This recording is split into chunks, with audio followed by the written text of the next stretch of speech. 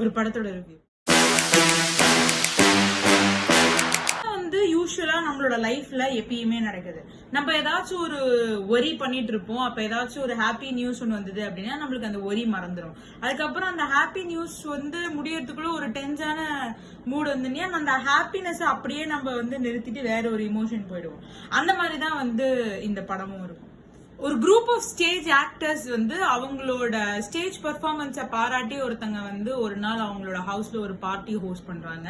அந்த party host பண்ண அன்னைக்கு அவங்க கூட இருக்கிற அந்த ஒரே ஒரு ஃபீமேல் ஆக்ட்ரஸ் அவங்க வந்து அபியூஸ் பண்ணப்படுறாங்க. ஆனா ஒருத்தருக்கும் ஒரு அசம்ஷன் இருக்கு, யாருக்குமே யாருன்னே தெரியாது. அந்த ஆள் யாரு அப்படின்னு அந்த பொண்ணு சொல்லும் போது எல்லாருமே ஆமா ஆமா ஆமா that person has to get out அப்படின்னு சொல்றாங்க.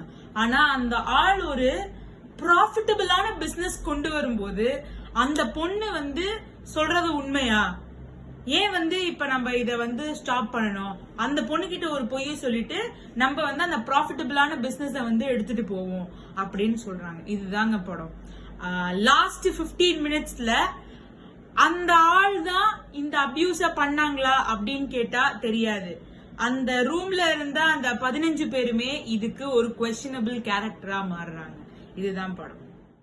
இந்த படத்தோட பியூட்டி என்ன அப்படின்னா, இந்த படத்தோட ஃபைனல் 4 to 5 மினிட்ஸ்ல எப்படி அந்த பொண்ணு அந்த டிராமா ட்ரூப்ல இருந்து வெளில வந்து ஒரு டிராமா ஹோஸ்ட் பண்ணி அந்த டிராமாவோட ஃபைனல் ஸ்டேஜ்ல எனக்கு அந்த அபியூசர் யாருன்னு தெரிய வேண்டாம், நான் என் வாழ்க்கைய வாழ்ந்துக்கிறேன் அப்படின்னு சொல்ற சிச்சுவேஷனும், ஷார்ப் டயலாக், இந்த ரியலிஸ்டிக்கான சிச்சுவேஷன் நம்மளோட இமோஷனை எப்படி வந்து நம்மளுக்கே தெரியாம பிளே பண்ணுது அப்படிங்கறத ஒரு படத்துல வச்சு காட்டினதுக்கும் இந்த படத்தை நான் அப்ரிஷியேட் பண்ணோம். படம் பேரு ஆட்டம்.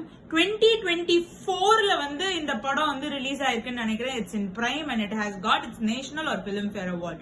Do watch the movie. One of the finest good movie I have watched recently. Bye bye.